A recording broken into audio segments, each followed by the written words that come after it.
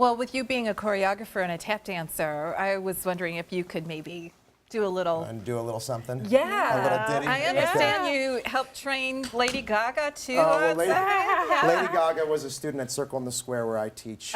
Before she was Lady Gaga, when she was Stephanie Germanotta. But, well, to talk about the show a little bit and the choreography, obviously it's a period piece, so we didn't want to create choreography that felt too modern or contemporary. For example, here's some tap dancing that might feel a little too contemporary for our show.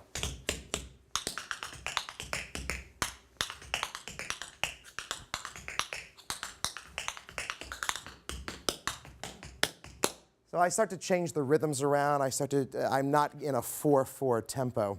And then I could take something that's really fast that also might not feel quite right for our show.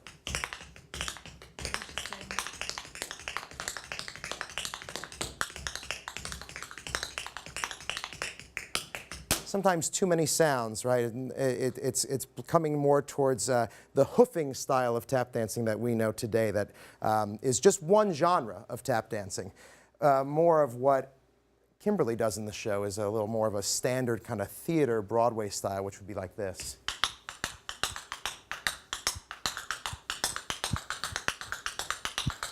And if I wanted to make that a little more interesting, I could put more sounds into it.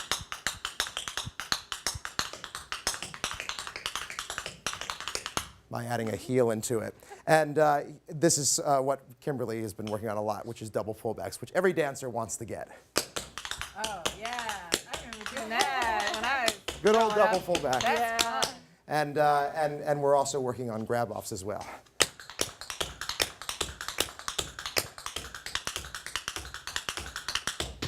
Great. Something like that. Now, do you have to have your shoes mic'd for this performance? For this show, no, we don't. I mic'd for my singing, even though I probably don't need it because I'm a fairly loud You got a loud voice.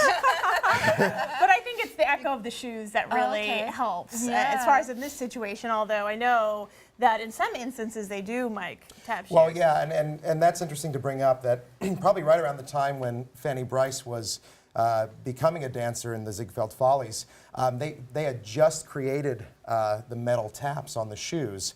Before that, they were hard wood sole shoes, and obviously there was no microphone system. So that kind of caused a little bit of a problem because if you wanted to dance with a larger orchestra, tap dance, it was hard to always hear the sounds. So as ragtime and jazz and big band music started to come around and the orchestras got bigger and fuller and louder, they had to find a way to make the sounds ring out more. So that's where the metal taps, they're one of the reasons why they started to put metal taps on the tap shoes. And today, you know, with technology, you can do a lot of things. In a film called Tap with Gregory Hines, they explore the idea of putting pickups in the bottom of the shoe, like in a guitar. They put a pickup in here that is then wirelessly sent to a sound system where you can change the sound. So if I hit my tap, it would be a gunfire.